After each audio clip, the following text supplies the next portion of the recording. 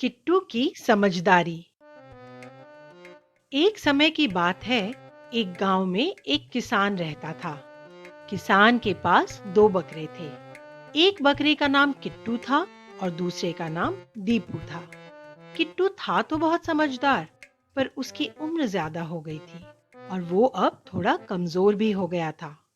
इसीलिए दीपू अपने दोस्तों के साथ मिलकर किट्टू का मजाक उड़ाया करता। अरे देखो, ये किट्टू तो बूढ़ा हो गया है। ये हमसे तेज नहीं दौड़ सकता है। हा हा हा हा। दीपू के दोस्त भी किट्टू का मजाक उड़ाने में दीपू का साथ देते थे। दीपू इसी तरह रोज किट्टू को चिढ़ाया करता था और किट्टू के साथ न रहकर अपने दोस्तों के साथ ही ज्यादातर समय बिताता था। एक दिन दीपू और किट्टू बाहर जंगल की तरफ घास चरने निकल गए। दीपू दूसरी तरफ निकल गया और किट्टू भी दूसरी तरफ घास चरने चला गया। अचानक दीपू के सामने एक शिकारी आ गया और दीपू को दबोच लिया। दीपू भी बहुत डर गया और सहायता के लिए जोर जोर से चिल्लाने लगा। बचाओ बचाओ की आवाज जब किट्टू ने सुनी, तब उसे लगा कि ये तो दीपू की आवाज है। किट्टू ने समझदारी से काम लिया और सावधानी से आवाज की तरफ गया छिपकर देखने, पर किट्टू की समझ में सारा मामला आ गया।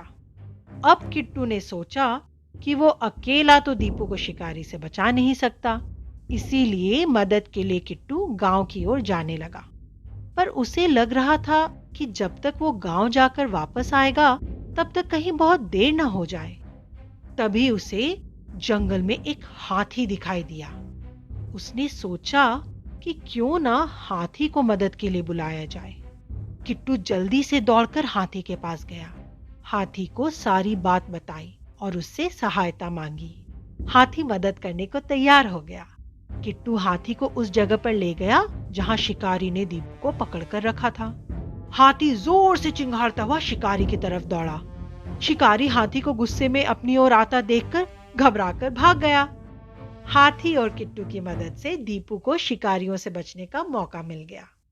किट्टू और दीपू ने हाथी को मदद के लिए धन्यवाद दिया।